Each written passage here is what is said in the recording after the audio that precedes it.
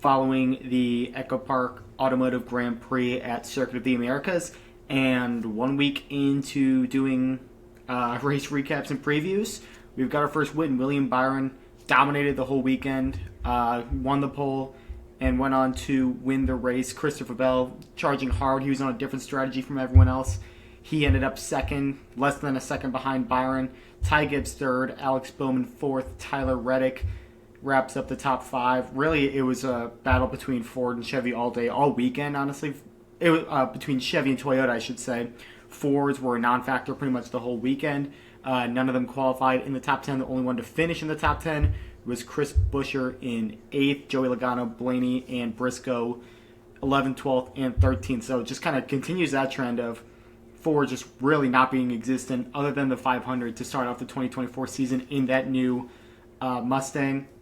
But Circuit of the Americas, this race was kind of what we've come to expect with road races, to be honest. Last couple, you look at Watkins Glen and the Indy road course back in the summer. Those races were when they didn't have the stage breaks for that short time, and there was only one caution in each of those races. The only two cautions in this race were for the stage breaks, a couple spinouts in the middle of the pack, but nothing to cause a caution. All drivers finished. And I think Michael McDowell did come in last. He battled power steering issues and was a couple laps off the pace, but other than that, no real problems. A couple spinouts like I mentioned, but another clean NASCAR Cup Series road race, which, like I said, we've kind of come to expect. And I want to give an attaboy to a couple drivers. First off, Ty Gibbs. I made my picks for all the Cup races, who was going to win all those races this year, back about a week before the Daytona 500. And I have Ty Gibbs winning this year. I had him breaking through at Pocono in the summer. But man, the way he is driving so far this year, he's second in the points, 5 points behind Martin Truex Jr. for the lead. He's been in the top 10, I think, every race after the Daytona 500.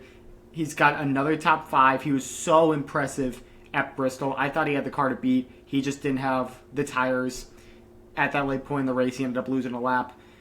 But he looked great today. He looked great at Phoenix as well.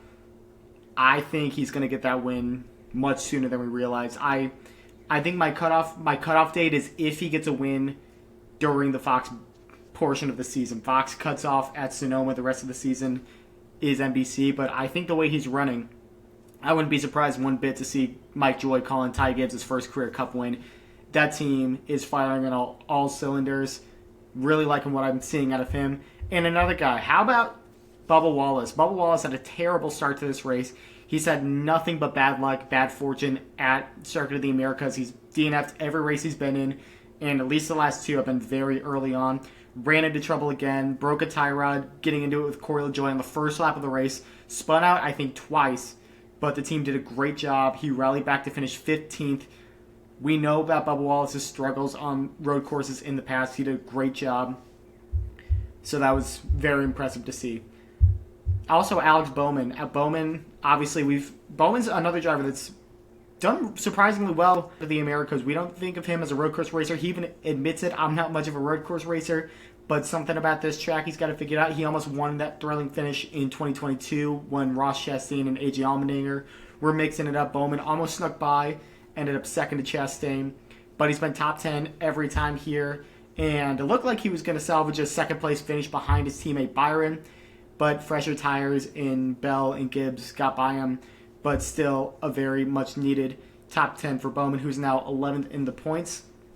Looking at those standings, it's Truex, Gibbs, Blaney, Hamlin, Larson, Byron now with 2 wins, Bell, Chastain, Elliott, Reddick, Bowman, Buescher, Busch, Suarez, Nemechek, surprisingly good start for John Hunter Nemechek, and Brad Keselowski would be your playoffs as of this point.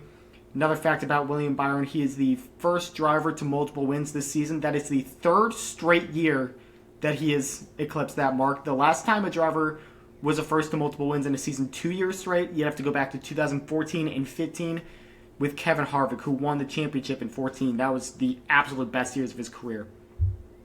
Looking forward now, next week is Easter Sunday. This used to be the weekend for Bristol Dirt the past couple of years. Obviously, Bristol Dirt is no longer on the schedule.